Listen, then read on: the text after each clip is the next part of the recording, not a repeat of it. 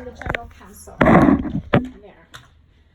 Oh, let's see. So this is basically, I'm going to emphasize law and society. Let's go to the next one.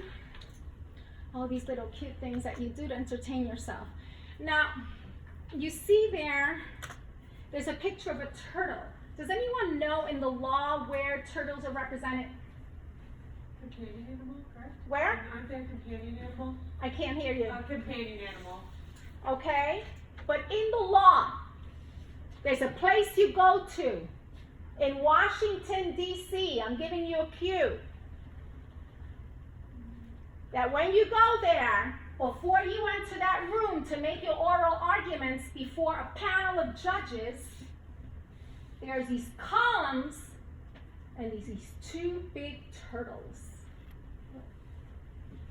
Do you know where that is? Come on, guys. Who has the last say on what the law is? The White House? No. Who? Supreme Court. The Supreme Court. The White House may have a say, but it's a matter of opinion. They're not actually, it's not binding. It's a matter of opinion, right? Changes from one president to the next. Okay? And then the Supreme Court gets involved and say, no. This is the way it is. Okay? So, what does a turtle usually represent? What analogy do we use for turtles? Come on, guys, wake up.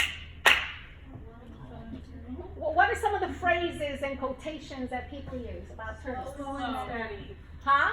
Slow and steady. Going steady. What's the word with an S? Slow. Yeah, slow. And I want you to remember that, okay, as we go along. So basically, laws in society has to do with how the laws develop in context, okay? It's going to reflect the cultures at any given time, and notice that at any given time, and we'll discuss that later. So it's really a product of society and throughout history. When you read the cases, when a decision comes down, there's probably like 4 or 5 pages that goes through what? The history of the law that's being challenged or being decided. Okay? It's actually the footings. Anybody here who does construction? Come on, women too. Construction? Well, I did construction sales for years. Okay. Yeah. You know, you put footings, right? On the homes or maybe any other structure. It's your foundation.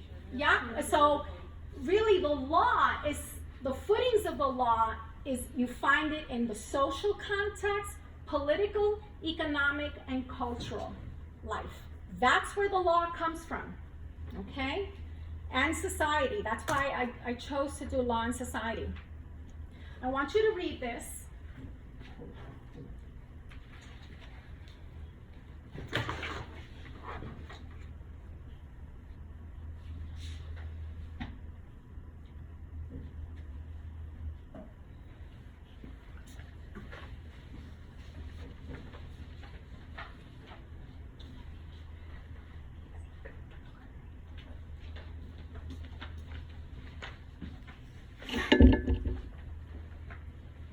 Okay, who knows who Thomas Jefferson is? Okay. Anyone wants to tell me? He was the 3rd president of the United States. Yes, and he was also what? He wrote the Constitution. Part of it, yeah. So he was one of what they call the founding fathers of this country. Does anyone want to take a gist at what that means? Those are very profound words. Don't just skim it. When you read that, think about it.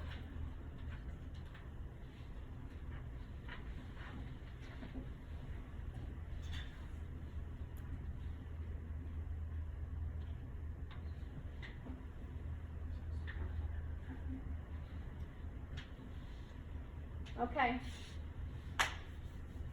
So the first sentence is kind of contradicting. So he doesn't want to support having changes in the laws and constitutions, but to have proper laws, you have to continue with what society is changing. Yes. Yes. So we don't want frequent changes because what happens? Instability, right? We all want stability in our lives. Okay? there's an exception. But, the big but, okay? It has to go along with what we learn, with new discoveries, right? New truths, manners, and opinions as they change. And we're going to see that as we go along, okay? Changes of circumstances. You got to keep pace. If we don't keep pace, what would happen to society as a whole? Okay? All right, so we're going to go through very briefly these concepts. What really is ethics? I want you to take a little sheet of paper at the bottom, just rip it off like that, and in one sentence I want you to tell me what you believe ethics is. Not animal ethics, ethics. That includes you back there, guys.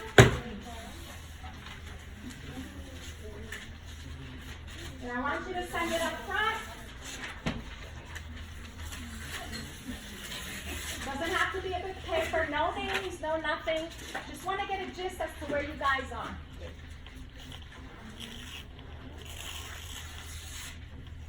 One sentence. Don't need to be more than a sentence. What you believe. This is no test. This is no judgment.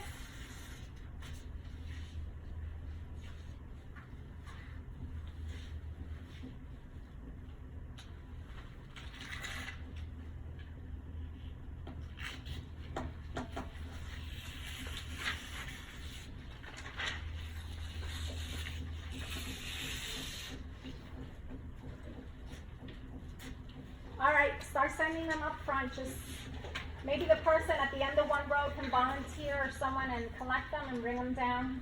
You have 1, 2, 3, 4, 5, 6, 7, 8, 9, 10, 11, 12, 13, 14, 15, 16.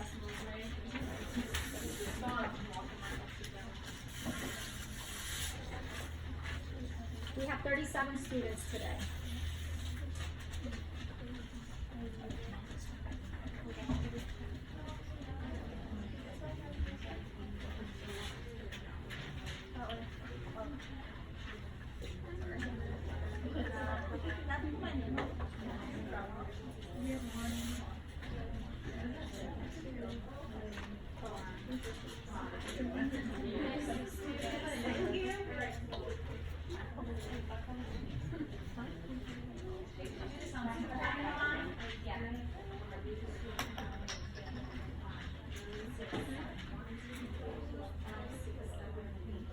Who didn't write them?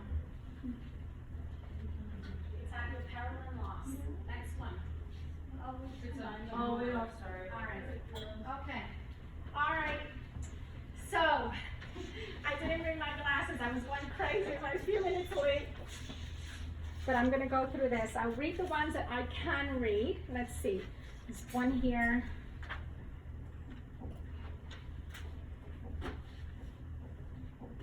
Okay.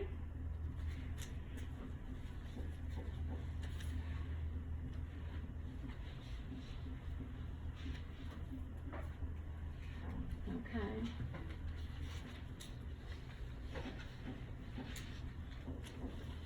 You have really good ones here. This is very good too. Okay.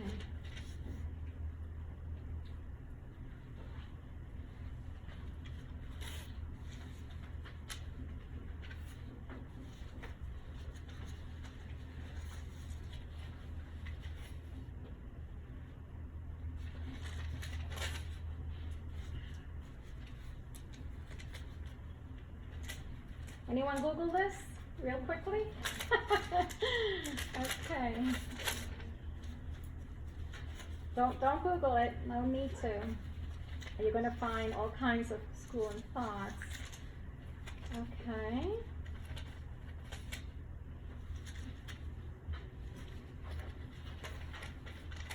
So we have a consensus.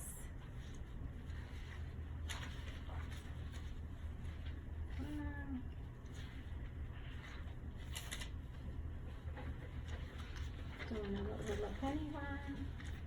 Uh-huh.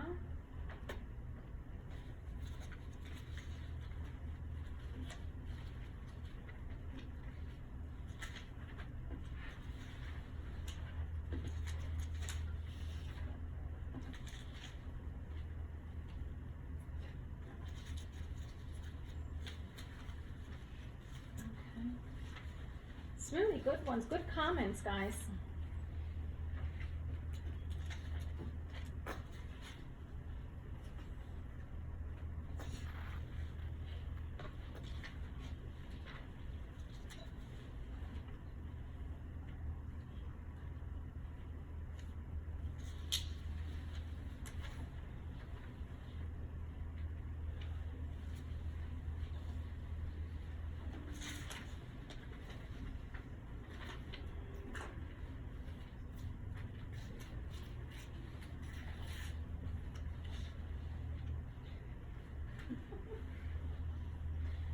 I was able to read it. Okay. I enjoyed your comments. Thank you very much for them. I really do. Okay. So let's get started. It's shared principles in a society. Shared principles in a society. They could be in the form of policy, guideline, rules. They become regulations, laws, okay? But a lot of you, almost all of you, connected it to what? Morality. Morality. And is that true? Let's find out. Morality are principles of right and wrong in personal behavior. They include values, code of conduct, and social mores. So what do you think is a difference here? If there is a difference, well, what do you think it is? Personal. Uh-huh. So it's Personal versus public, is that what comes out at you? Yeah, kind of. Except that as people's ideas on a personal level start changing, what happens? What happens when one person's idea or their perception begins to change or advance? Do they keep it to themselves? Are we animals that keep things to ourselves? We yap. We like to yap a lot. Whether it's on Facebook, here, there, or wherever it is. And then finally it becomes what? Public. And that's when it becomes ethics. Okay? When it's accepted, it becomes ethics. But what is the law? The next question. Well, before we get there, so here's a little sentence that I found that helps me. It says, ethics is the science of morals. And morals are the practice of ethics. It's a good way of putting it. So what is the law? Well, what do you think it is? It's regulation that governs conduct, right? It means outwardly conduct, doesn't regulate feelings. It regulates conduct in a particular society, whether it's in the US, the UK, EU, India, China, wherever it is. So they become codified. That means they become a statute, a regulation. A regulation is by an agency, or in common law. Anybody knows what common law is? And you guys want to go work, huh? What's Sorry, common? no, What is it? common law is just like the basic principles that the basic laws. Well, like our framework was based on English common law, which is we don't Correct. kill, we don't steal, we don't impart ourselves. on Right, they're others. not codified. They're principles that have been there forever, so to Right. speak. Okay, they come from one culture to another. But now there's another little monkey wrench. Etymology. Am I saying that right? It doesn't matter. But here's what it is. The origin of words and the way in which their meanings have changed throughout history. It's the origin of words. Did you know that the meaning of words change? Can you give me an example? I want different hands. An example. Even an example. So, like literally and figuratively, like Right. that pretty much switched meanings. Right? And were there nice words or just regular words that became what?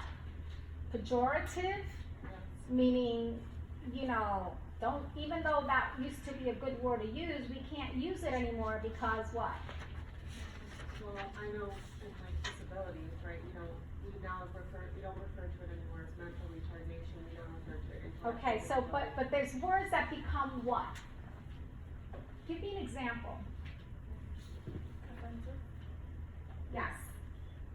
Okay, all right. I'll give you and again, this is without any discriminatory intent or whatever. The word G-A-Y, gay, right? Used to be just a regular word. It took on a different connotation. A person who loved animals, they would call you, oh, you animal, emotional animal lover. Right? Very pejorative, like, there's something wrong with you if you have feelings towards animals. See, all those connotations, so words can carry a heavyweight meaning. Can affect the way we feel, and then our feelings affect the way we make decisions. Now, in the law, this is very important. One case can be decided based on one word, on the interpretation of one word. Let me give you an example. I was doing some missionary work years ago when my children were very young. My kids are all married and they have their kids. And I find a Mexican woman, hard-working Mexican woman. And she had overstayed her visa. She worked 2 jobs, had 5 children, I found out she had stayed here because her husband beat her up. And an American woman down the block had seen her, picked her up and said, this doesn't happen here. Took her to the police, the man fled, she didn't go back. Right? For fear of repercussions. And he called, he says, you wait till you get back here. Okay. I was not an attorney at the time. I had 3 kids. My life was this big, very busy. Went to various attorneys and I said, we got to help this woman. There's got to be something in the law, to help this woman. They discussed asylum, which was a new term of art to me. I had no idea what that meant. All of them were like, well, it's this and it's that, a lot of buts and ifs and whatnot. And I said, I finally told one attorney, you know what, just give it to me. Give me the law. Just give me what asylum provides for. And I go read it. I read it sentence by sentence, phrase by phrase, and I finally hinge on one law. There's a provision to get asylum in the U.S. Her case turned on one interpretation of one word, which is persecution according to a group. So what's a group? Could be your ethnic background, any kind of class. She was a woman. Gender. Then I learned that in that culture, there was severe persecution of women due to their gender. And that's how that case turned on one word. So that's how it's really important. Okay, so when you look at this circle here, we see that moral, ethics, and laws, they pretty much bind together. But they're affected by 2 other things. How people want to interpret it, right? And drivers. And when we look at those drivers. So, let's talk a little bit about personhood, okay? This is back and forth. There's a controversy with personhood. But in the law itself, it's based on the political concepts of citizenship, equality, and liberty. There's a criteria for personhood, and that has to do with consciousness of objects, meaning the individual has to be conscious of objects themselves, events, all these other things, whether they're internal or external. They should be able to have the capacity to feel pain. They can reason, they can problem solve. Degrees of personhood. There's a person who is born, let's say spina bifida, anybody knows what that is? Okay. A child born with a brain that doesn't work. It could be that or some other condition. Would they still be a person? Are infants considered persons? Are animals of the other human species, do they have personhood? These are questions we're going to go through. Do you have to be human to be a person? The answer is an emphatic no. As a matter of fact, corporations are deemed persons. They have the right to free speech and other things. So this is how you can see the flux of definitions. So again, persons, you have the capacity, you have the attribute to reason. They could be moral. Sometimes they make morality decisions. They're conscious. They have a part of a culture, a little tribe, or their little clan, whatever it is. Kingship. They have relationships. Ever heard of elephants grieve for their dead? Ever heard of chimpanzees who have rituals for the dead? Did you know that the chimpanzees, if you come into the territory, and you also chimpanzees will hunt you down the way a human will to protect the territory? Yes. Okay. There's an order. We like to call it with the term pecking order. So you notice how we use different terms for animals, and we do humans, but it's basically the same conduct and behavior. Okay, so we're going to discuss what is chattel. A new hand. Anybody knows what chattel is? Chattel. What's a chattel? Anybody?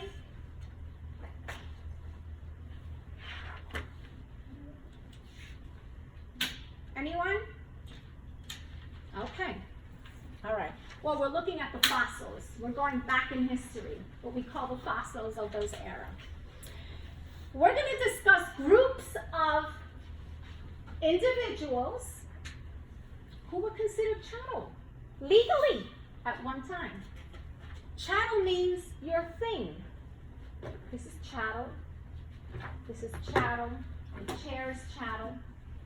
Chattel means personal property.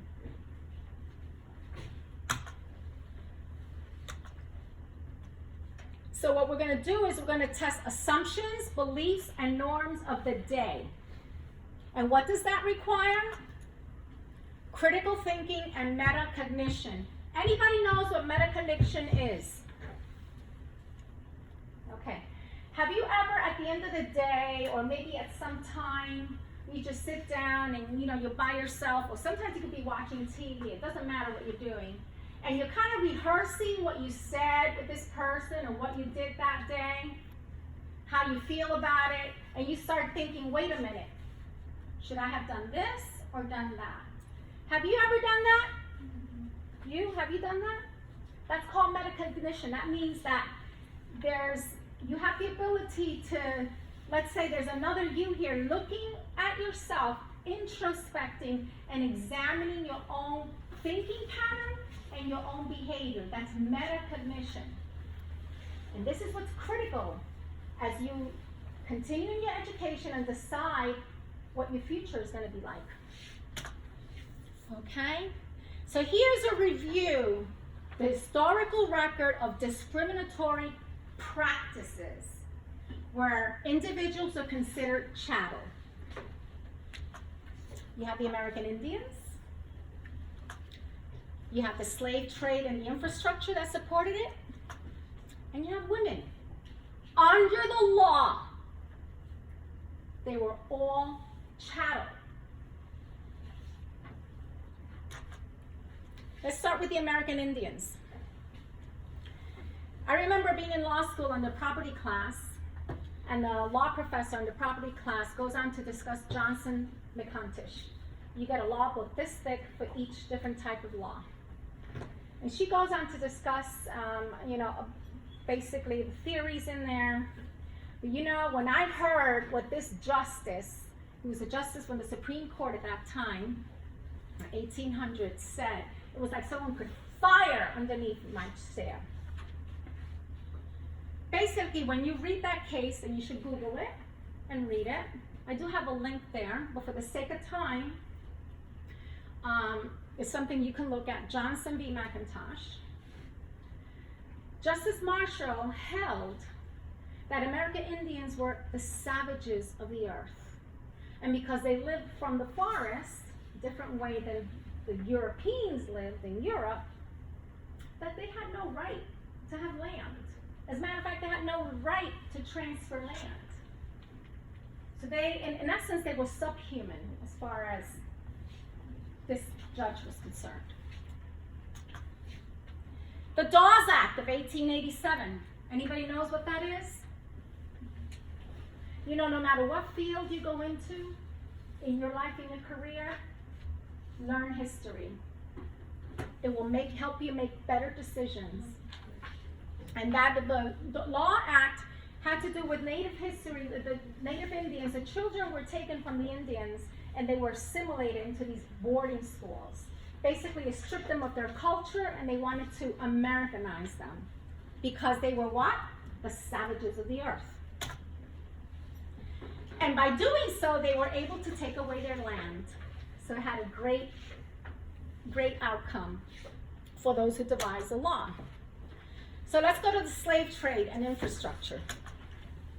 They were taken, sold, raped, families ripped apart, and slaughtered at will because of the color of their skin or because they just happened to live on the other side of the earth.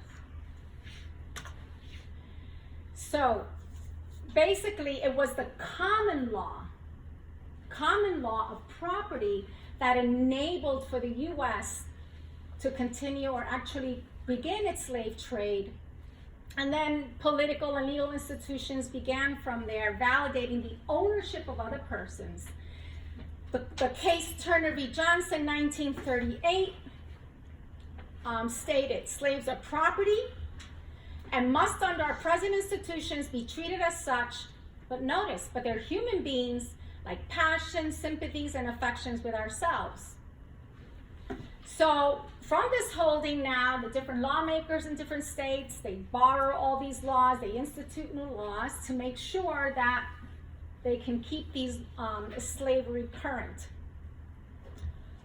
And they supported, I would say, the colonies and then afterwards the Southern way of life later on.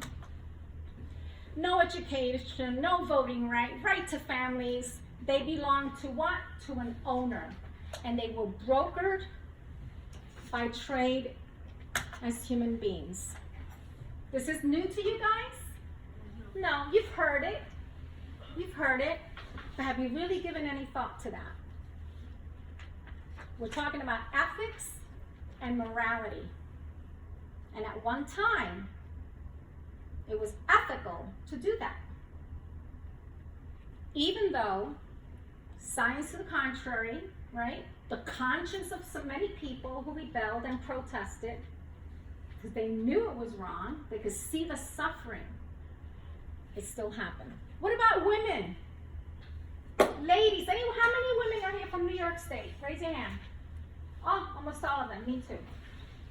Well, did you know that it was not until 1969, okay? I must have been 17 at the time, more or less. Women were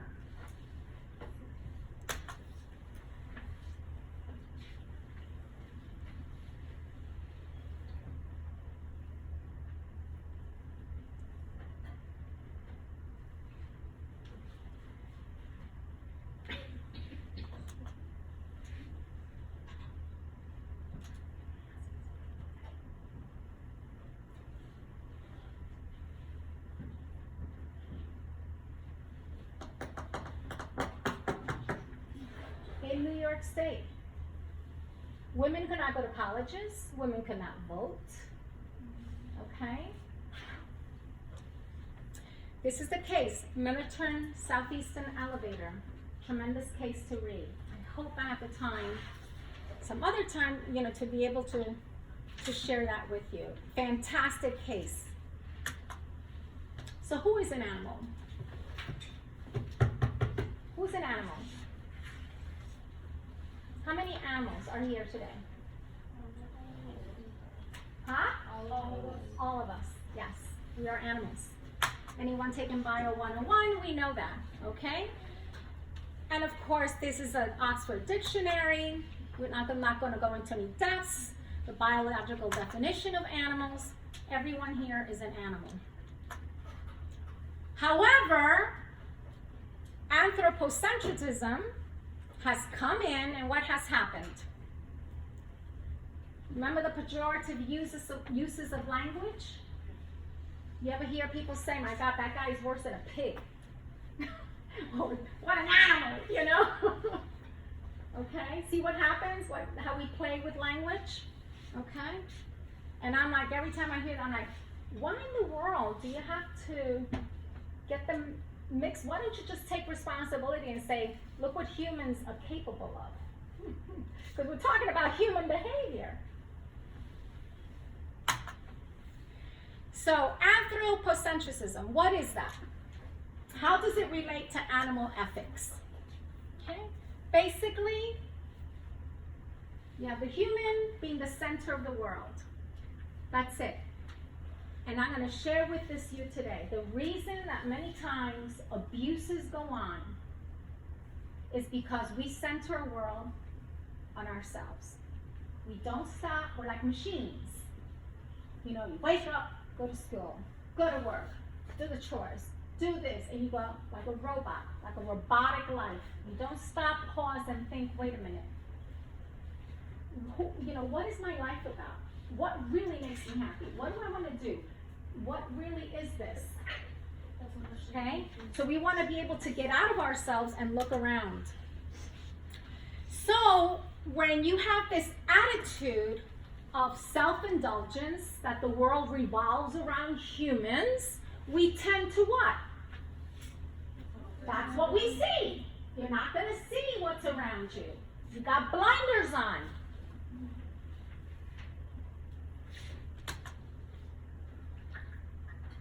It's also interchangeably used with human supremacy, human exceptionalism. Again, it's all about the human. All here. Okay. And we discuss comparative pejorative terms. Okay, so we're going to see now, we have seen that there are historic discrimination and abuse in various classes of animals. Humans being one of them. It could be based on your ethnic, on your culture. It could be the slave trade. It could be women. But overturning discrimination has never been for the cowards. Never been for the cowards. And you cannot be a coward, and you cannot be a follower. You have to stand on your 2 feet and stand up for what you believe and how you feel. That's the only way that the slave trade was abolished, although there's discrimination vestiges, right? That's how women have succeeded. This is why you're in school today, women. Who got you here? It was those brave women that even though men threw panties at them and socks while they were parading down the streets and going to the legislature, and I mean, they endured all kinds of things and threats. This is why you are sitting here today. So change never comes from a coward. What about animals today? Do they have families? What happens to their families? Separated. For what? Multiple reasons. For what? Multiple reasons. Yeah, give me an example. Productional purposes. Yeah. Is that moral? You don't need to answer that. You answer it to yourself. Anyone see the cows suffer? Yes. When they take that baby away? I've seen it here. Baby's not even 3 minutes born. What happens? Who knows? What happens? As soon as that baby's born, what happens? Taken away and moved to a different. How are they taken away? Have you seen it? They take this baby who still has cartilage around their shoulders, they literally yank them, throw them into a steel barrel, wheel them away. What does a mother do? Like any mother does. She runs after her baby. And she moves. And she grieves. There are studies. Here's one thing, when you have a chance, if you ever take Psychology 101, everything we know about the human psyche was studied on whom? The other animals. Everything. The only difference between them and us is a matter of degrees. That's all it is. They was just born with a face that maybe was bigger ears, a bigger nose or splash nose, whatever it is. But they can suffer. They love and they're loved back. Okay? Now, there are women talking about courage again and avoiding cowardice. Anyone knows about Jane Goodall? Right? What did she do? She lived directly outside of a group of gorillas, chimpanzees, for a long time, just observed them. Okay. Down all of their noses. Did you know that when she was an assistant professor trying to do tenureship and all that, and she took on this research, people laughed at her? They laughed at her. And they told her, your studies ain't going to give anything. She was mocked at. Where is she today? What has she shown? So at personal and professional risk, she has accomplished what she has accomplished.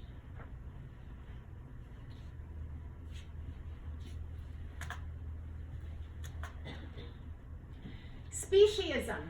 Who knows what that is? New hand, speciesism. How many people have heard that term? Raise your hands. You don't need to answer me. Just anyone has heard that term? Okay. Okay? I want you to keep that in the back of your mind. Okay. I'm not going to go through animal ethics because that's what you've done here in class, right? Okay, you've reviewed all this. There's no point in rehashing that. But look at this. What's the difference? Different species. Huh? For different species.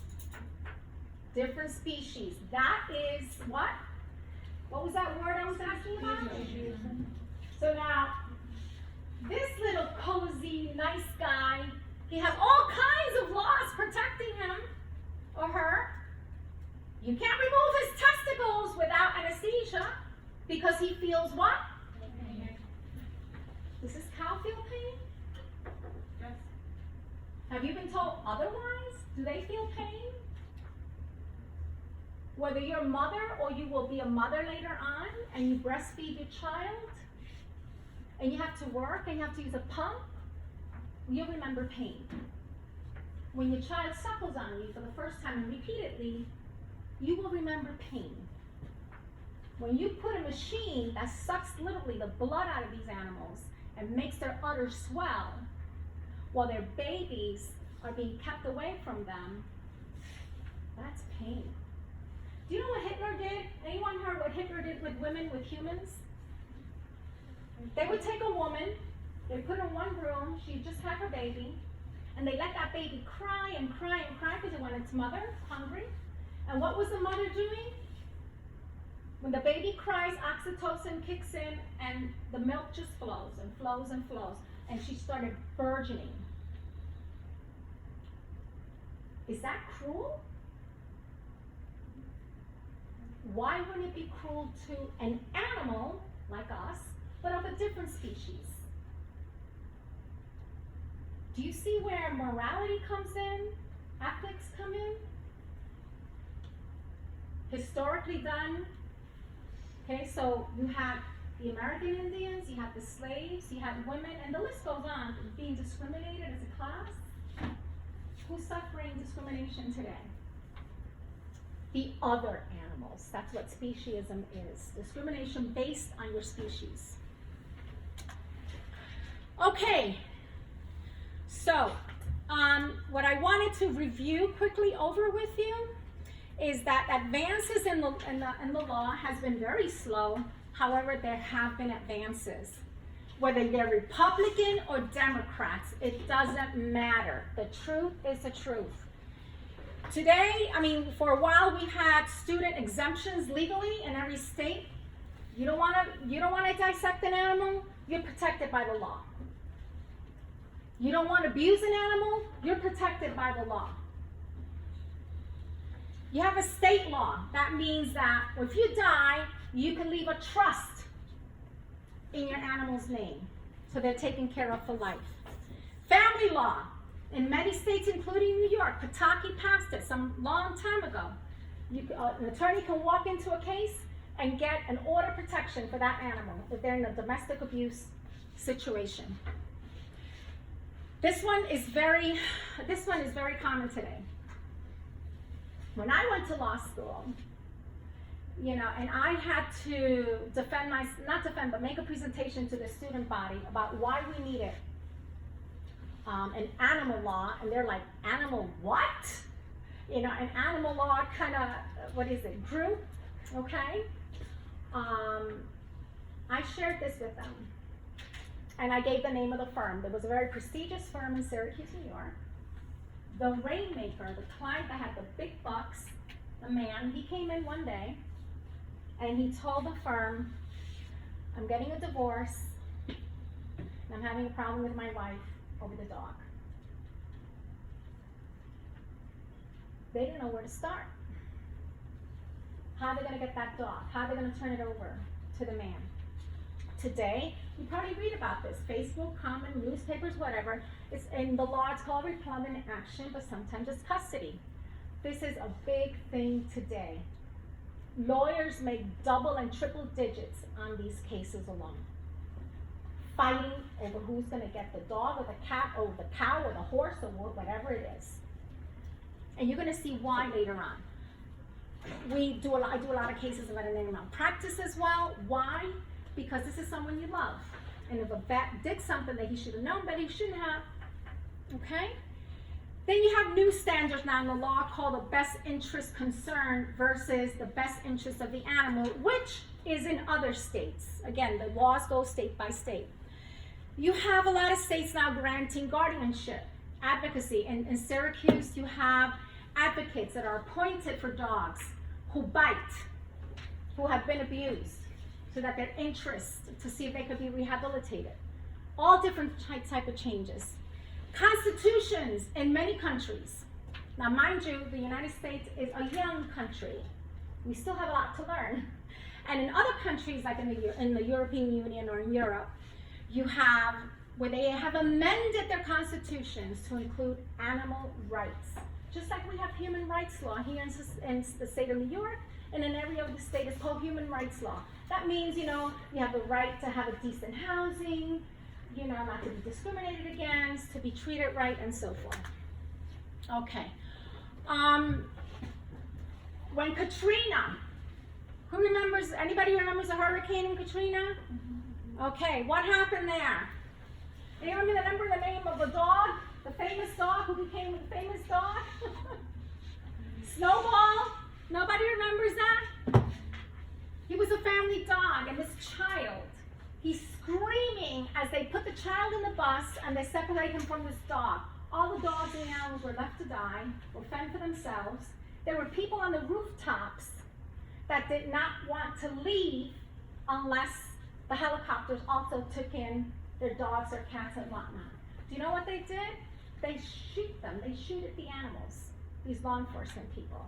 That became a huge brouhaha in courts.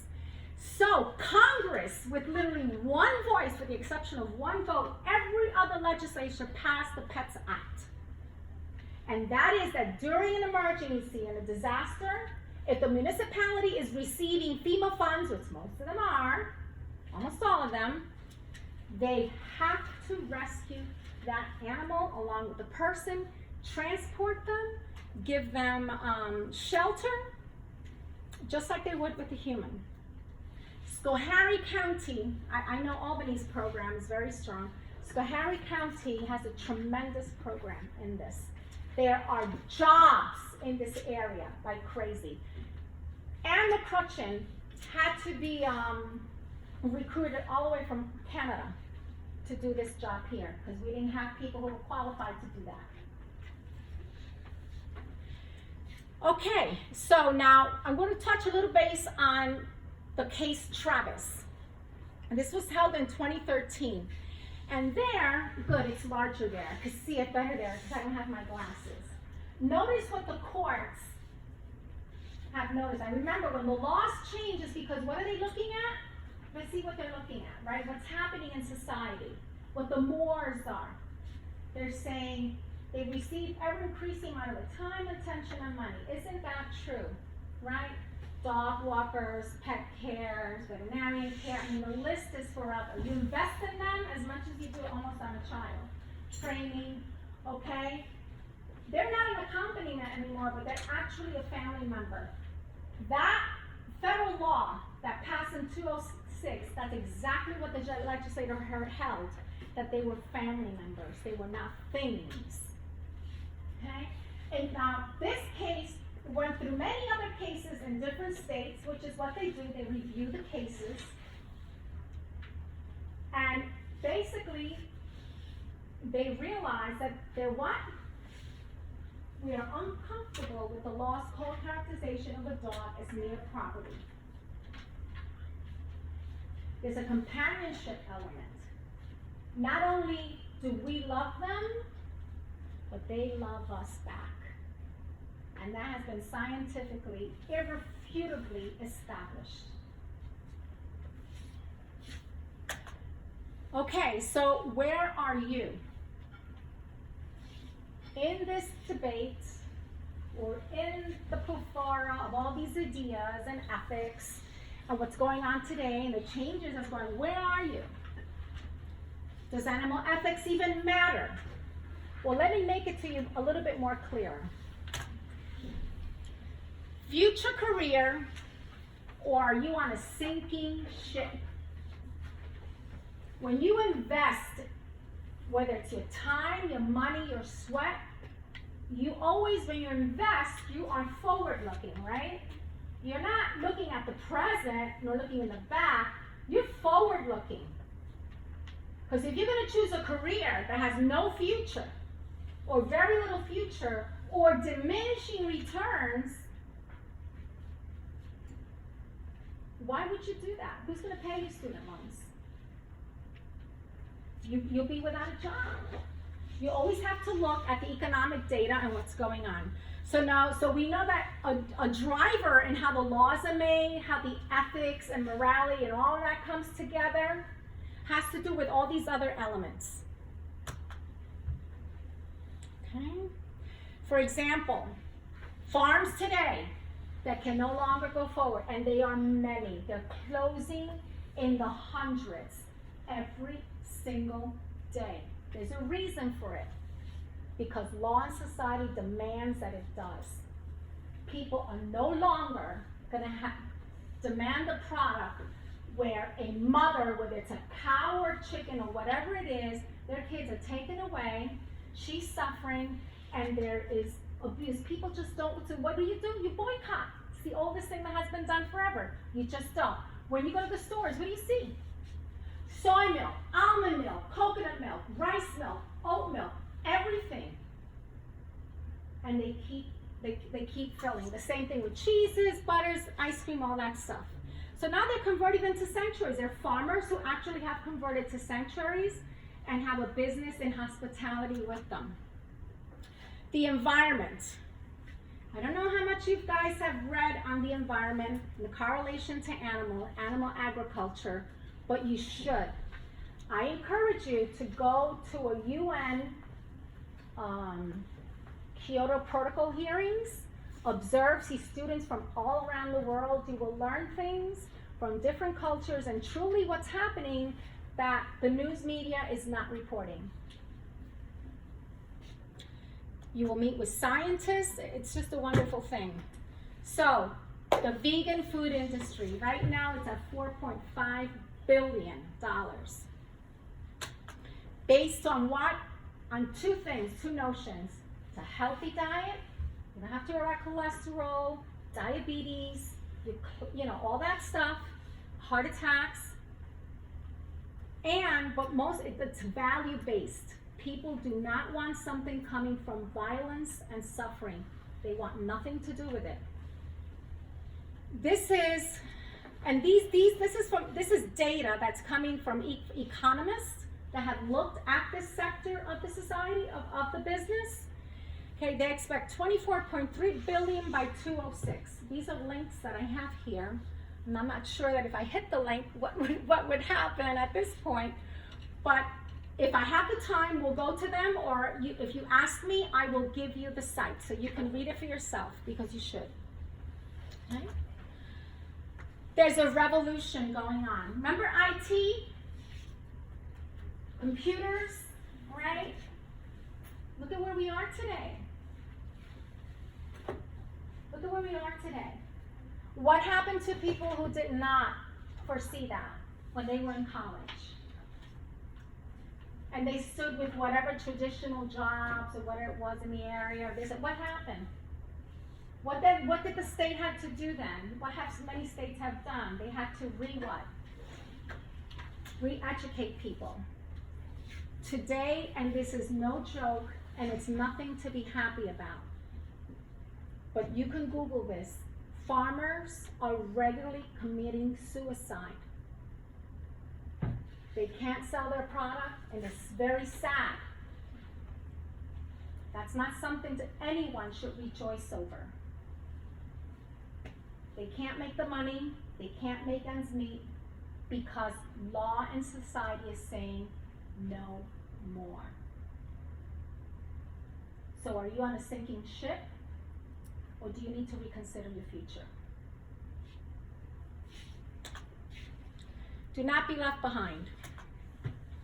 Here are career goals, and this is general. I mean, the list goes on and on and on. Of course, you have the traditional zoologists, support medicine. You have the veterinarians, the tech, the nutritionists. It goes on and on and on. But today you also have social work. A lot of people go and take their PhD in social work. The American Hospital down in New York City, they have a whole program where people can get their PhD in social work. Every large hospital, veterinarian hospital in this country, has a social worker that their studies are based on the human and the human animal and the non-human animal relationship. And they're there for the taking. You have the law enforcement, the animal cruelty. You have legal advocates, whether it's paralegal, attorney, guardian, prosecutors. This state has a whole prosecution on the state level task force. The municipalities have them as well, and increasingly so. You have rescue and rehabilitation. You have filming. This is big. Filming. You can be a producer. Documentaries are big. Anybody here watches PBS? That's a university in itself. That is real education. You will be on the know. Not what a certain institution or the mainstream wants you to know. Okay? And taking your money on top of that. Okay. Educational field, you have humane educators, you have higher ed, you have government positions. They could be in the federal government, they could be in the state government, in the state government. For example, I gave you that classic example about Schoharing having to recruit someone all the way from Canada, and she's up in years. Okay. There's arts and photography. There's a lot of writing that's being done.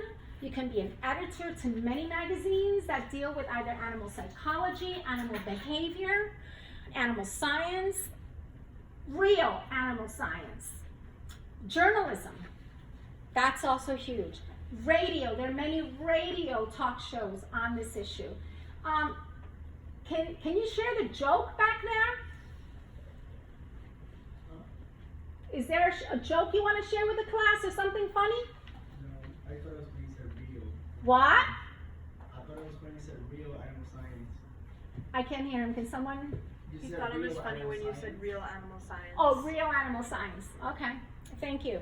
And then you have, here's the other one, entrepreneurship. We just saw the billions that the food industry is going to be making in the years to come. Okay, you could either be a crop farmer towards that. You could be in the hospitality industry. There's a lot of plant-based culinary schools popping up everywhere. You have master's degree in these sciences, and also animal law and policy. You have internships. I mean, all you have to do, this stuff is for the taking. Just Google this. It's right there on your fingertips. You can find out all this information out. It's right there. If I had the time, I would show you all this and you'd be like, okay? So, I'm going to give you a little fact pattern. I want you to read this. Okay? And then we'll go over the questions.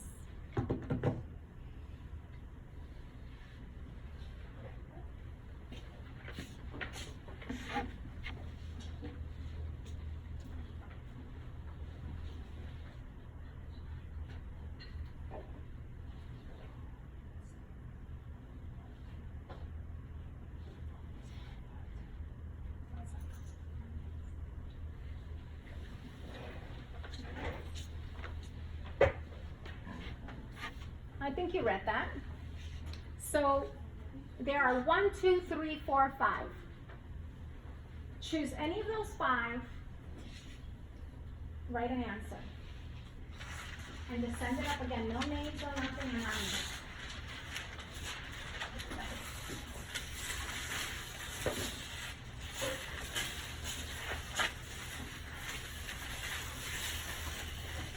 You could start by saying, if I was the, okay, and choose which one. Or you can answer as many as you can, but you're only gonna have about a minute or so. My time is running out.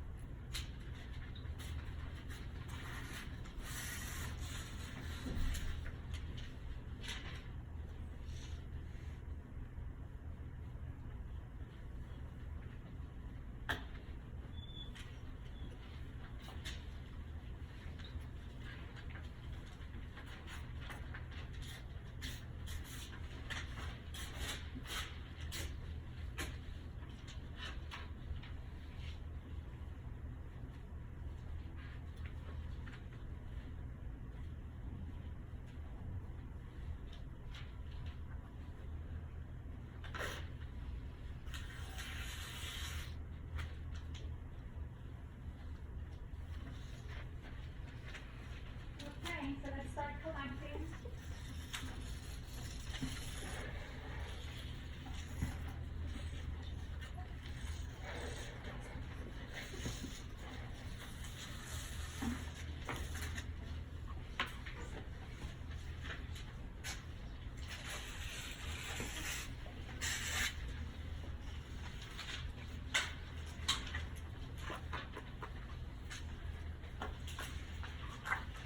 Those who are ready can send it all the way down. And if you're not ready, you can give it to me after class. I'm not going to read them now, okay?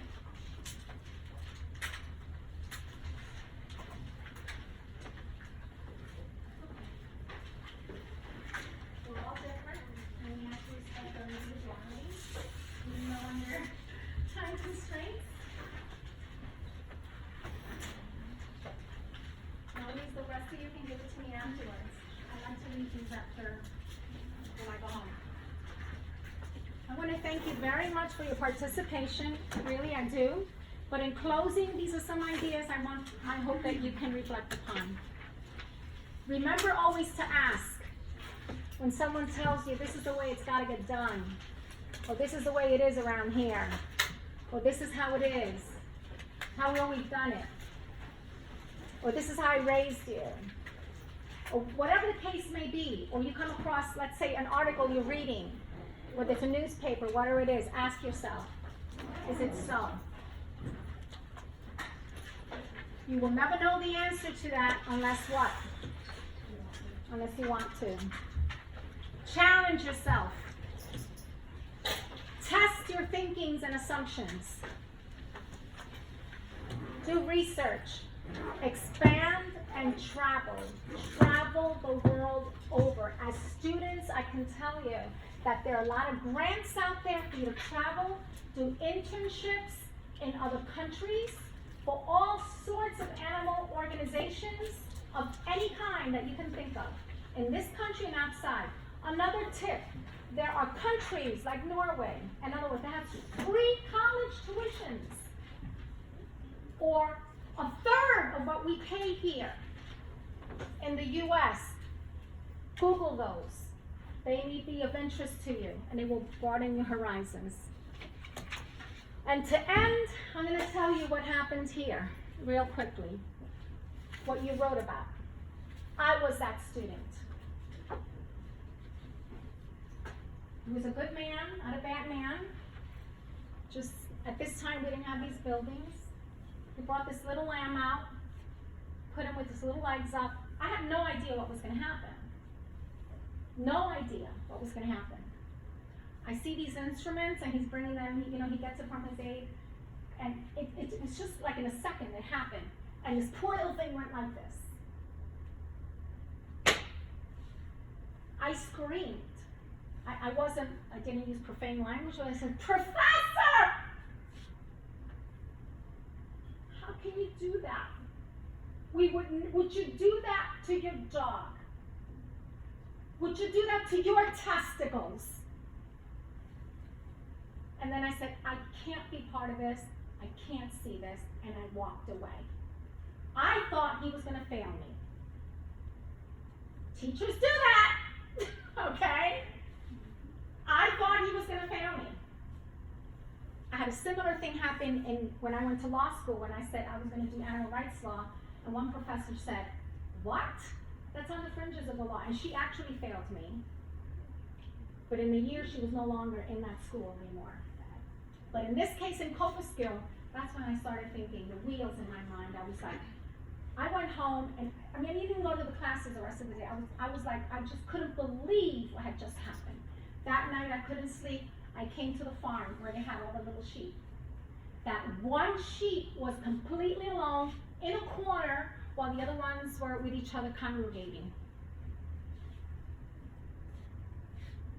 That night, it was a dark night, a lot of stars. I looked at that little sheep and I made a commitment to them. I said, I know now what I need to do. And I make a commitment that I will be your voice. Come hell or high water, money or no money, this cannot happen. And here I am today. So I am a product of Copperskill University. Thank you. Thank you for your time.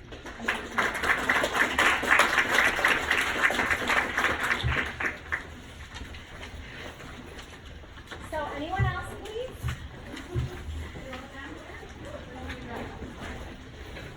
If anyone wants to reach me, it's very simple. It's called meaningfuladvocacy@gmail.com. Any questions, any comments, meaningfuladvocacy@gmail.com. Okay?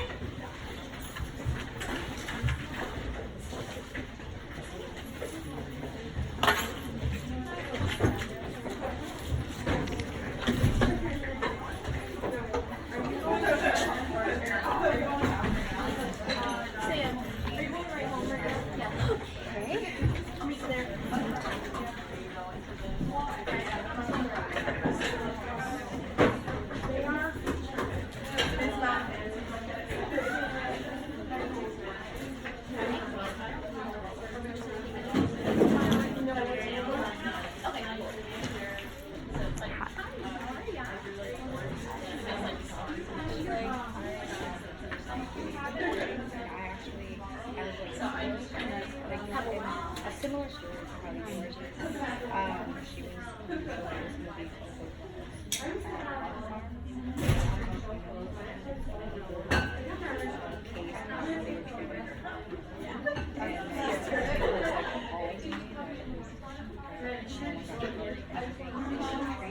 movie in my notebook, I can show you like I want to do I just Do you have anything to say? Or is there anything to say? Thank you. Oh, wonderful. I married him. That's great. I just didn't know there was like a full field. And I couldn't cover it because time, I can't get into the animal law field, which is so huge, you know, I just touch in certain cases. Yeah, I don't know where to go from here to like pursue that field, but it's interesting, like, I wouldn't think that I would meet someone who's actually like working in that field, so, yeah, I just found it very interesting. Okay, alright, so what you can do is you can contact me via email, it's meaningfuladvocacy@gmail.com. I don't know if you want, I mean, my answer's not really that great, because it was just, I was thinking so many things, but I'll definitely do it. My boss is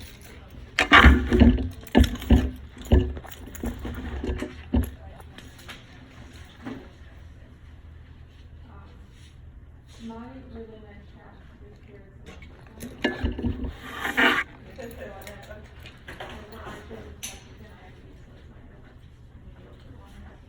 Should I come like during your office hours? I'm so glad, and what's your name? Genesis, oh that's pretty, it's very pretty. Well, read Genesis chapter 1 and find out, I'm not a religious person, I used to be, because you're raised to be a religious person, Catholic, but read Genesis chapter 1, where God goes on to give a certain doctrine, and find out what that is. You know what it is, right? That's this way. So it's big, so what year are you in? It doesn't matter, yeah, okay. Oh, okay, so what are your Yeah, plans? I used to, I actually, because I don't know how to get into this field, field when it comes to the animal rights thing, so I was thinking about, because Delhi has this online, like, course you can get a criminal justice program, and you get a bachelor's in criminal justice, but I don't know how well that we did would really fit. well at that. So I was trying to do some research, and it's kind of hard to, Yeah, it is, especially when you're a minority and Sorry, I you have don't have something lawyers. wrong with my eye. There are options, because I'm gonna tell you that to be a lawyer, you're gonna go into about a $200,000 debt just to go to a school. But New York has a workaround that, and we can discuss that. Yeah, you're, oh. I would start, I do have a signature of one of my. I would start, Cause my mom has that What you could issue do too, is, where it'll like really bother her, and whenever she has a signature. I don't know if like the It's almost criminal like you justice can't- work, should that scrap that idea, or? well, the criminal justice system is more focused on law enforcement. Almost Friday. It's not practice of law. Thank you. Do you know what I mean? Police work, detective work, unless you wanna do that, you know? But the practice of law is different. So the practice of law, what you're gonna need is, good English language, take classes there, philosophy classes, because what a lawyer needs is keen, analytical thinking. You're always analyzing everything, sometimes to a fault, but you're always analyzing every word, every sentence and whatnot. So any courses along the lines of the English language, construction of the language, philosophy, there are some law classes, but shoot me an email and I'll write you an email and give you some suggestions, some particular situations, suggestions to your situation. Yeah. Okay?